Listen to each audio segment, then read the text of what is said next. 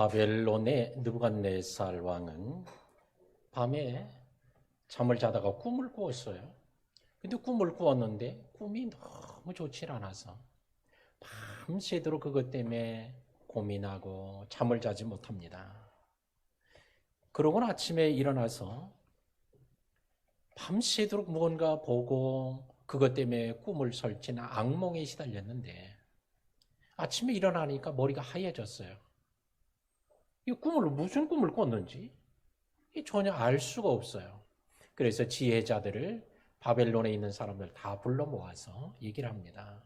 내가 꿈을 꾸긴 했는데 무슨 꿈을 꿨는지 모르겠고 내가 너무 악몽에 시달렸으니 이 꿈을 나한테 얘기를 해라.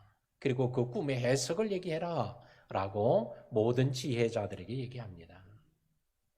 그러나 이 모든 바벨론의 지혜자들은 아니 꿈을 얘기를 해주셔야 알 수 있죠. 꿈도 얘기 안 해주고 어떻게 해석을 얘기해 줄 수 있겠느냐고 얘기하면서 그렇게 할 수 없다. 그러자 이 느부갓네살 왕이 갑자기 분노하면서 그들을 다 죽여라. 괜히 자꾸 변명만 하고 있다 하면서 그들을 모두 죽이게 하고 그들의 집은 아주 쓰레기 더미로 만들어버려라. 이런 명령을 내리게 됩니다. 만약에 이것을 알게 하는 사람이 있다면 오히려 상을 주고 또한 그들에게 선물을 크게 후하게 주겠다. 이런 명을 내렸습니다. 자, 오늘 이와 같은 위기의 때에 다니엘이 그들로 구하게 해서 같이 기도함으로 오늘 승리하고 하나님이 어떤 분이신가를 드러내게 되는 이런 아주 귀한 내용이 오늘 본문입니다. 그래서 오늘 이 시간에는 그들로 구하게 하니라 라고 한 것처럼 자기의 기도 제목을 함께 더불어 기도하게 해서 하나님의 이름을 높이고 또 존귀하게 되는 이런 축복의 삶과 기회를 얻은 것처럼 우리 성도들에게도 오늘 이 시간에 이와 같이 어렵고 힘든 때에 하나님께서 역사하심으로 이 다니엘과 같이 큰 하나님의 역사를 나타내는 이런 귀한 기회가 되기를 주의 이름으로 축원합니다. 자, 14절 보겠어요. 14절. 그때에 왕의 근위대장 아리옥이 바벨론 지혜자들을 죽이러 나가매. 자, 그때에 왕의 명령이 내렸어요. 그리고는 지혜자들을 다 죽여라. 왜 대답을 못하고 자꾸 꿈을 얘기를 하라고 하니까. 꿈은 생각나지도 않는데 꿈을 얘기하라고 하니까 그들을 죽이라. 변명하는 것으로 여기고 그들을 죽이라고 명령을 하자 근위대장 아리옥.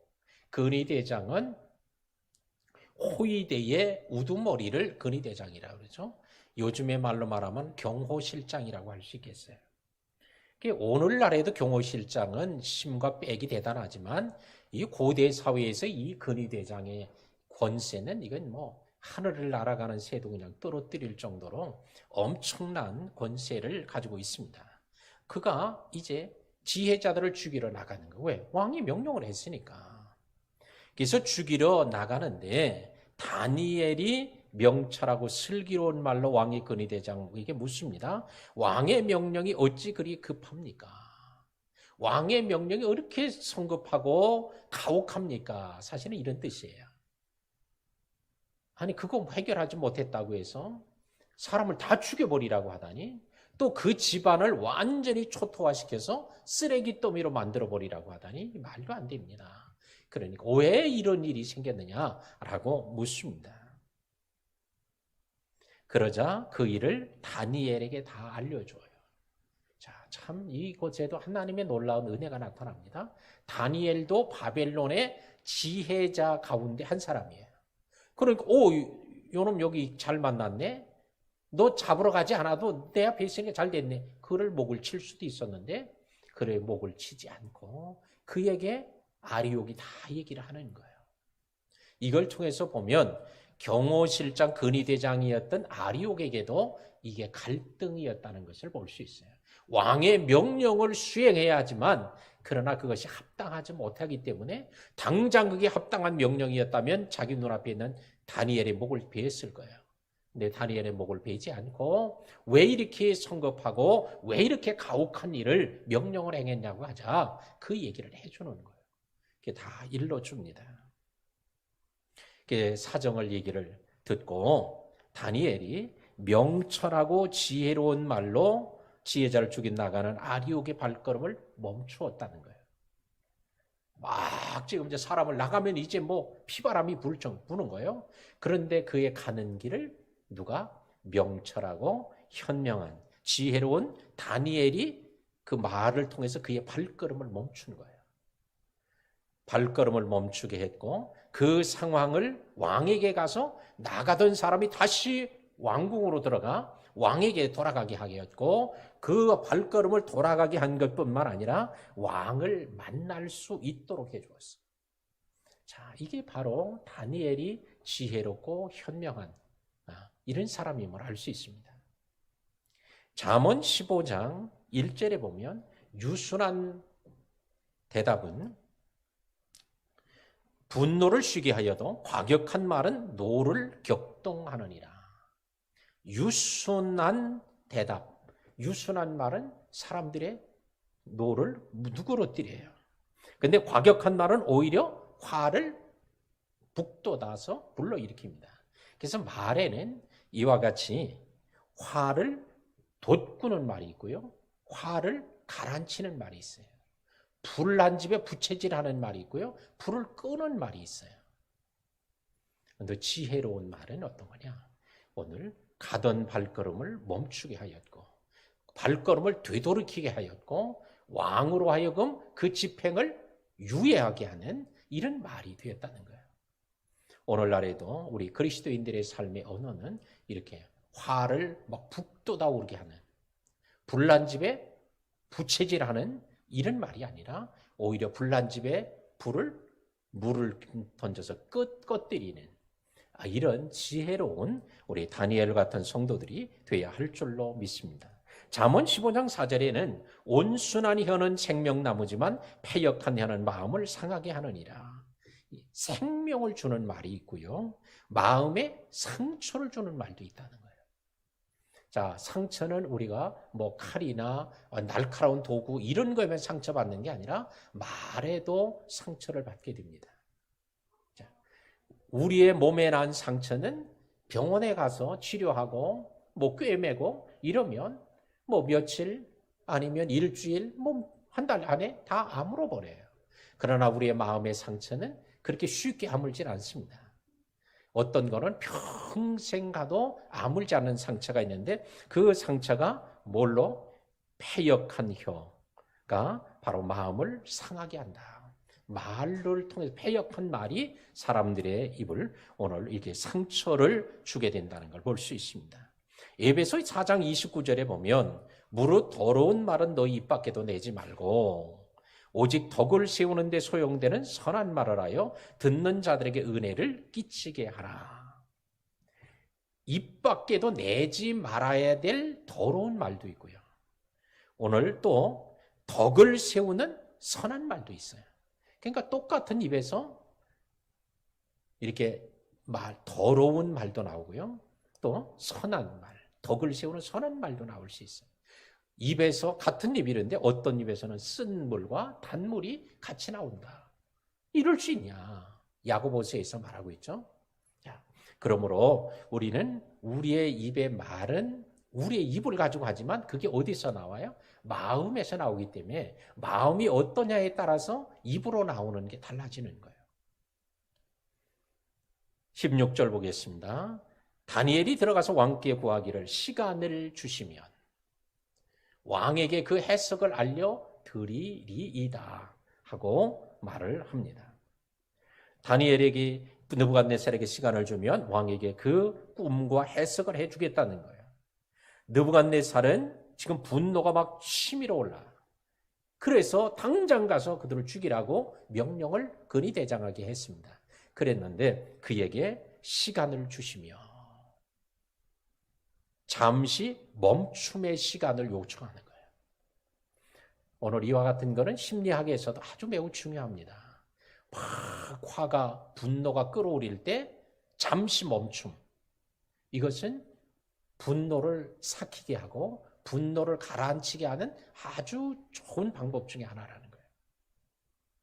그래서 막 열이 나고 막 분노가 막 끓어오를 때 옆에서 부추기면요, 살살 약을 올리면 이건 일을 냅니다. 근데 요거를 잠시 멈춤을 하면 이게 가라앉아요. 우리말 속담에 그러죠. 막 열내고 그러면 뭐라 그래요? 냉수 먹고? 우리 강장모님. 냉수 먹고 뭘 차려? 속 차리라고 그러죠. 냉수를 마시면 이게 끓어오르던 분노가 가라앉는다는 거예요. 시원한 냉수를 한 대 좀 마시고 나면 막 끓어오르던 것이 이게 온도가 떨어져요. 그러면 이게 분노가 가라앉습니다. 또 심호흡을 크게 하면 이 분노가 가라앉는다는 거예요. 심리학 전문가들의 얘기예요. 그래서 숨을 크게 들이쉬면 공기를 확 들이마시면 속에 열 나던 게 열이 가라앉는 거예요. 그래서 보통 3분 안에 가라앉는다는 거예요. 가만 내비두면.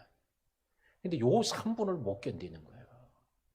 그래서 3분을 못 견디고 그냥 막 하고 하면 더 열받아가지고 일을 내는 거예요. 그러니까 일을 내고 나서 나중에 후회를 하죠. 왜?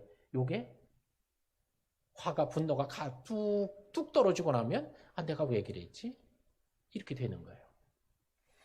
오늘 다니엘이 느부갓네살의 분노가 치밀어 오를 때 잠시 멈추도록 하는 말을 했다는 거예요. 이게 지혜로운 말이에요.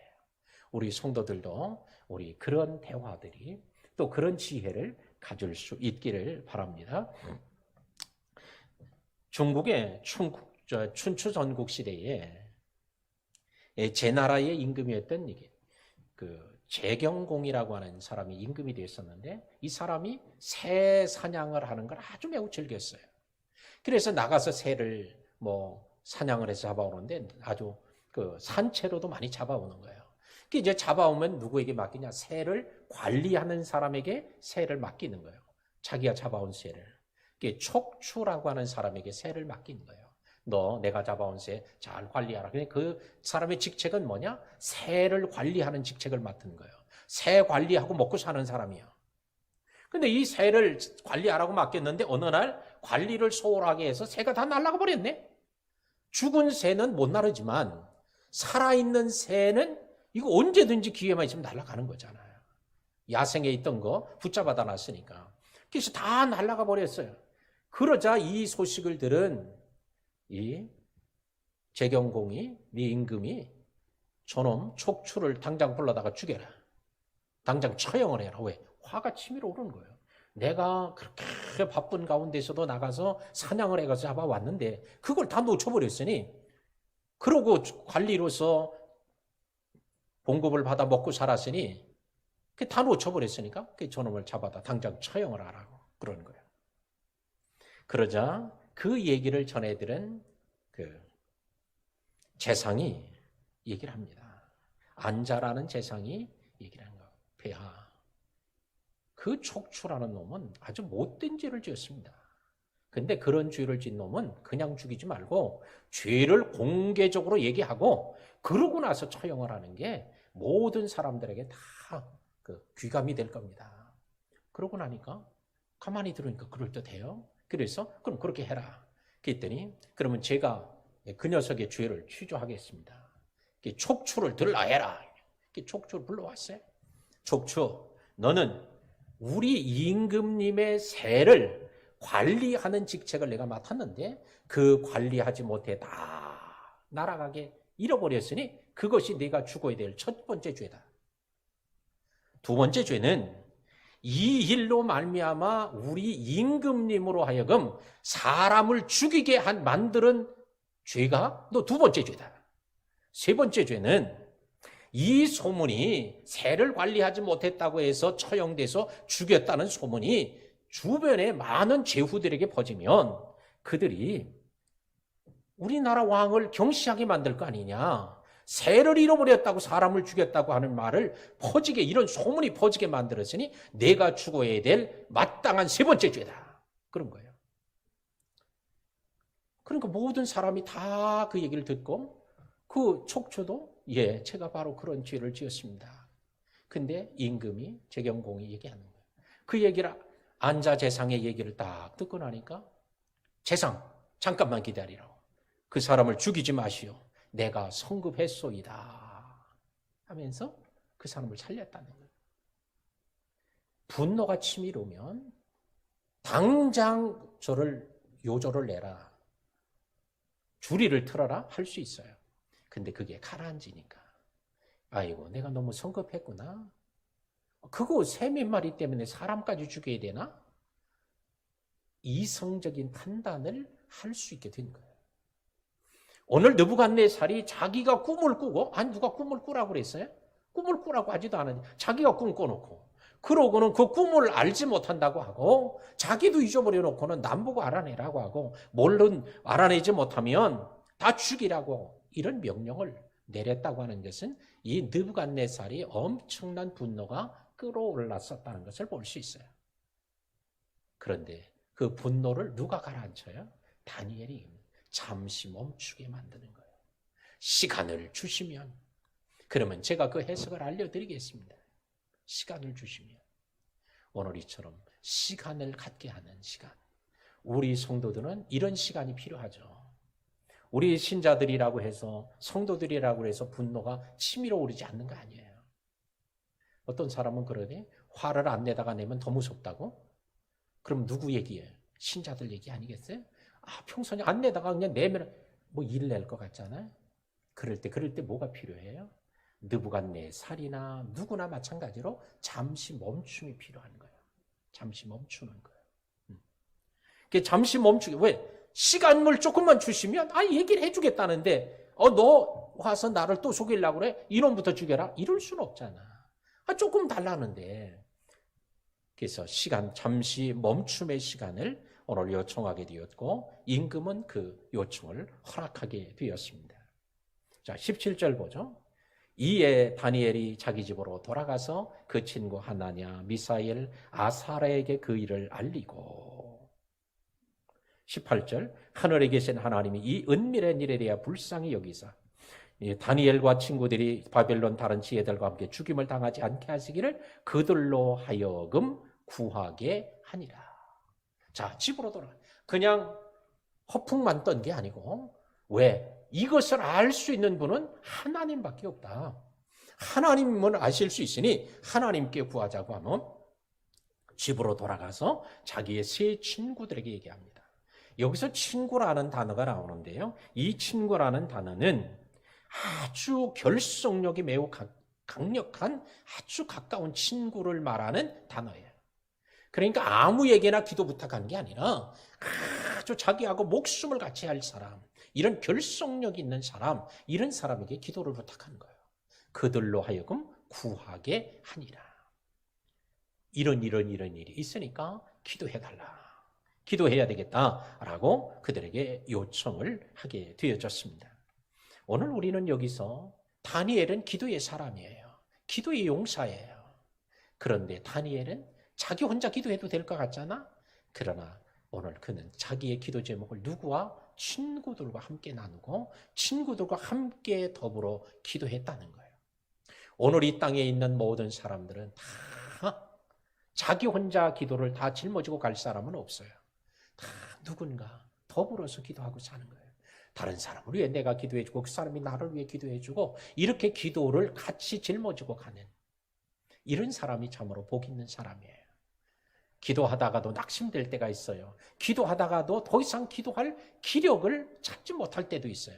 그럴 때 누가 필요한 거예요? 같이 중보해주는 그런 사람이 필요한 거예요. 조금만 도와주면, 조금만 기도해주면 오히려 힘을 낼 수 있어요.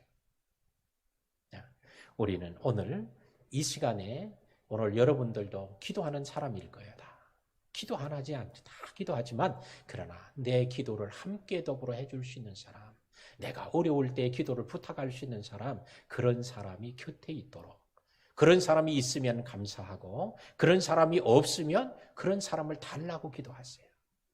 그러면 하나님이 그 기도를 기뻐하사 반드시 그런 사람을 붙여 주실 줄로 믿습니다. 그런데 기도를 하는데 18절에 그러죠. 하늘에 계신 하나님이, 자, 하늘에 계신 하나님께 기도하도록 얘기를 하고, 그 하늘에 계신 하나님은 어때요? 이 은밀한 일에 대하여 불쌍히 여기사 다니엘과 친구들이 바벨론 지혜자와 함께 죽임을 당하지 않게 하기를 그들로 하여금 구하게 하니라. 은밀한 것을 하나님이 아시니 그 하나님께, 하늘에 계신 하나님께 구하라 라고 얘기를 합니다. 하늘에 계신 하나님, 어디서 많이 들었어요? 이거 누가 가르쳐 준 거예요? 예수님이 가르쳐 주죠. 어디서? 주기도문에서. 하늘에 계신 우리 아버지요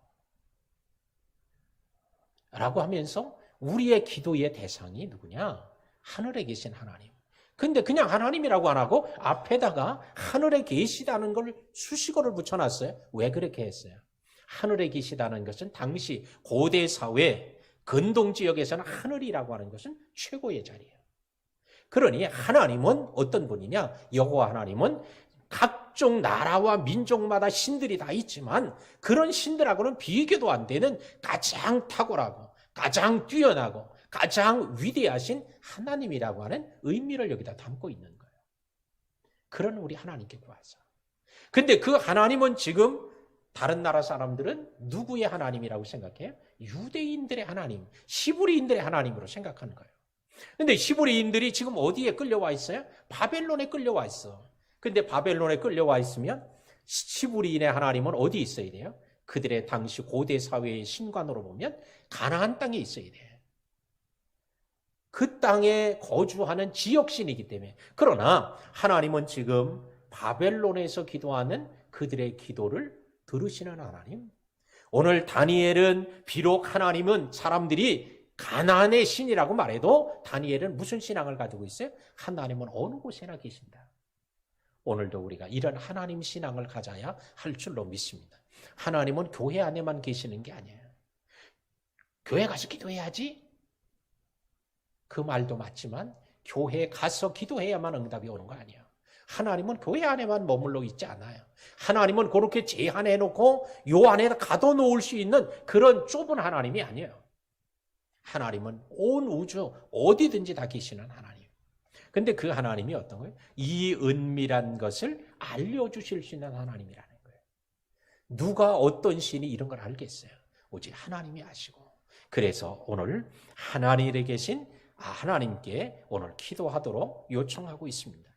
다니엘의 기도는 두 가지예요. 첫 번째는 꿈을 알아내는 거예요. 어떤 꿈인지. 두 번째는 그 자기 형제들, 그 지혜자들이 함께 더불어 죽지 않는 거예요. 근데 이 두 가지가 다 누구에게 달려 있어요? 하나님이 역사하지 않으면 안 되는 거예요. 우리는 기도를 할 수 있는 일이 없어서 기도하는 것보다 해야만 하는 일이기 때문에 기도하는 게 더 지혜롭고 믿음 있는 사람이에요. 이제는 할 수 있는 게 아무것도 없어서 이제 기도밖에 못한다고. 이것도 믿음이지만 그러나 더 큰 믿음은 뭐예요? 우리가 반드시 해야 되는 게 이게 기도다. 이런 믿음을 갖는 거예요.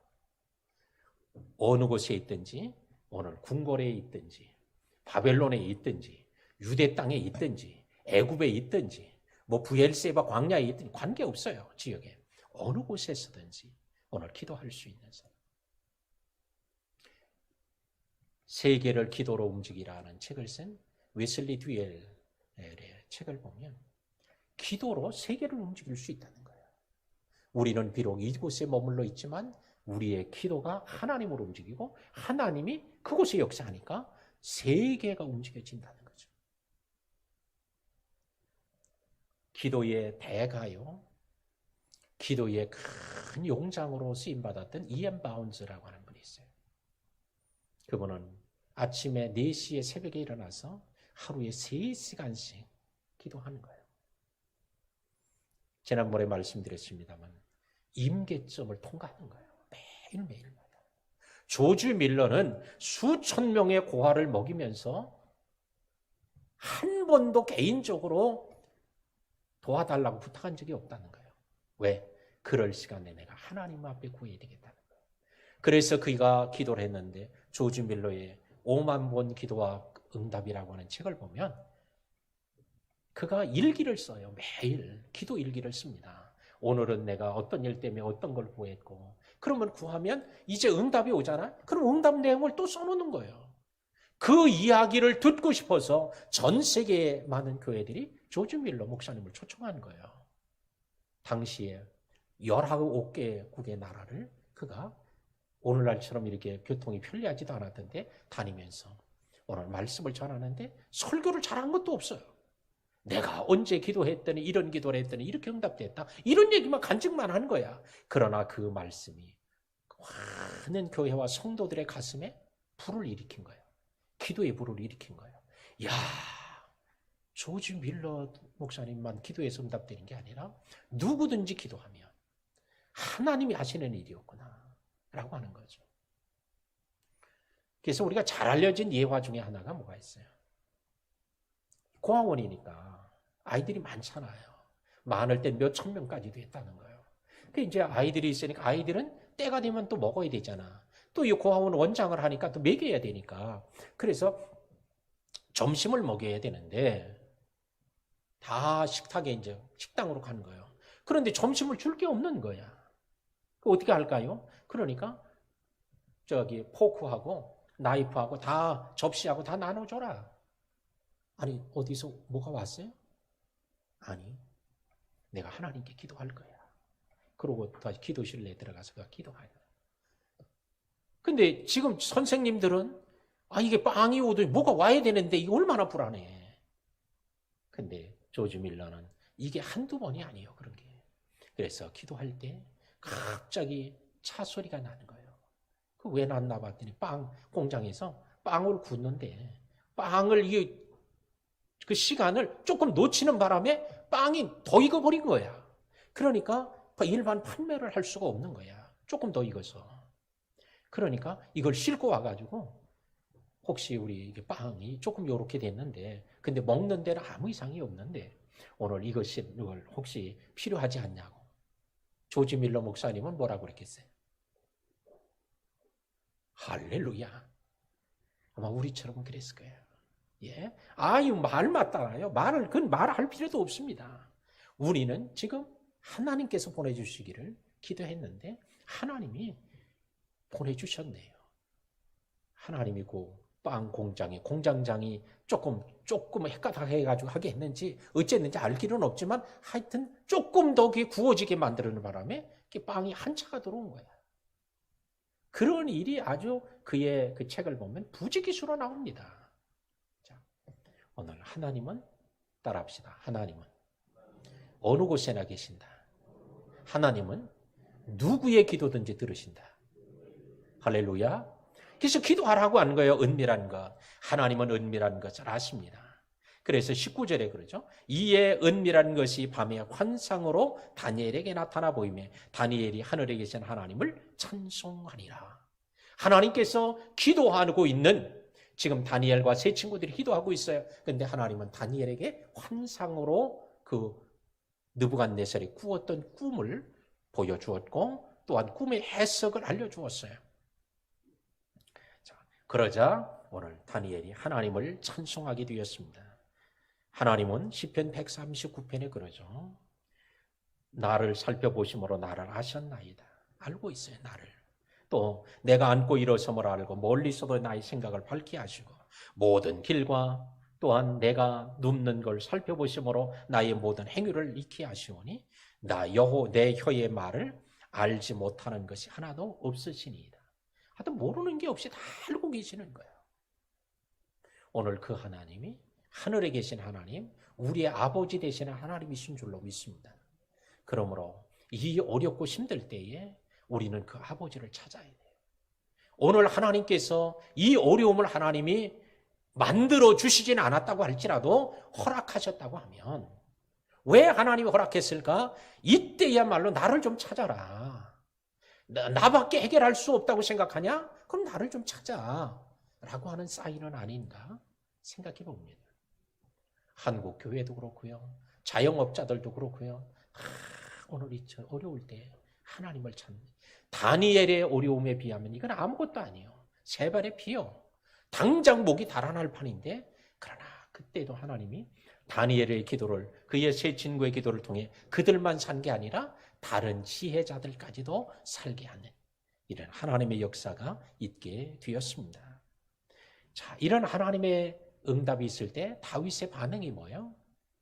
자, 우리 한번 19절 말씀 우리 따라해 봅니다. 다니엘이 하늘에 계신 하나님을 찬송하니라. 자, 하나님의 응답을 받았을 때 하나님께 감사해야 되잖아요. 뭘로 감사해요? 찬송으로. 오늘 하나님께서는 찬송의 제사가 황소를 제물로 드리는 것보다도 하나님은 더 기뻐하신다는 거예요. 우리 안수 집사님 우리 오늘 하모니카 찬양 아주 전보다도 훨씬 더 잘하고 또 은혜가 많이 되고 감동이 됐어요. 야, 그래 맞아. 하모니카로도 저렇게 하나님을 앞에 감사하고 찬양할 수 있다면 얼마나 좋을까. 또 오늘 혹시 여러분들 중에 뭐 오카리나를 해도 좋고요. 또 플룻을 해도 좋고 나팔을 해도 좋고 뭐든지 하나님 앞에 감사한 마음을 표현할 수만 있다. 하나님께서 기뻐하지 않겠어요? 이 어려울 때일수록 하나님을 기쁘시게 하는 일, 하나님 앞에 감사할 수 있는 일. 자, 이런 권엽이라는 우리 선교사님 얘기를 제가 몇 차례 한 적이 있죠. 그는 하나님께 드릴 것이 없어서 뭘 드려요? 교회 와서 하나님 앞에 찬양을 드려요. 하나님, 제가 오늘도 황소를 10마리 드리고 갑니다. 그러고는 찬양을 10곡을 하고 가는 거야. 근데 그의 찬양이 나는 그 찬양을 한 번도 들어본 적이 없어요. 얼만큼 잘하는지, 우리 최 목사님만큼 한 절반은 하는지 들어본 적이 없어. 그러나 그 중심을 다하여 하나님을 찬양할 때 그가 하나님께로부터 그래 내 찬양을 내가 받았다. 그리고 그에게 응답하셔서 금방 죽을 것이라는 사람이 아직까지도 살아있어서 오히려 또 선교사로 나가서 선교하는 일을 하고 있단 말이에요. 하나님이 더 귀하게 또 존귀하게 사용하고 있습니다. 이제 말씀을 맺겠습니다. 우리 사랑하는 성도 여러분, 어려울 때 기도해야 하고 어려울 때 기도의 사람을, 기도의 팀을 함께 갖는 것은 더 복이다. 여러분 주위에 기도의 사람을 붙여주시도록 기도하십시오. 하나님은 틀림없이 들어주실 것이고 또한 그 기도로 연합하여 오늘 하나님의 나라를 이룩하고 또한 느부갓네살도 살리고 또한 지혜자들을 살리는 일을 해야 할 줄로 믿습니다. 그러면 이제 가장 중요한 말씀을 드리고 마치겠습니다. 하나님은 왜 느부갓네살이 이렇게 엉뚱한 말도 안 되는 얘기를 하도록 하나님이 허락하도록 내버려 두셨을까? 하나님을 나타내시기 위함이었어요. 만약에 그렇게 하지 않았다면 이런 일을 꿈속에서라도 일어나는 일을 아시는 이가 여호와 하나님이라는 것을 아무도 모르는 거예요. 바벨론의 느부갓네살이 그래 맞아. 여호와 하나님은 은밀한 것까지도 다 하시는 분이로구나.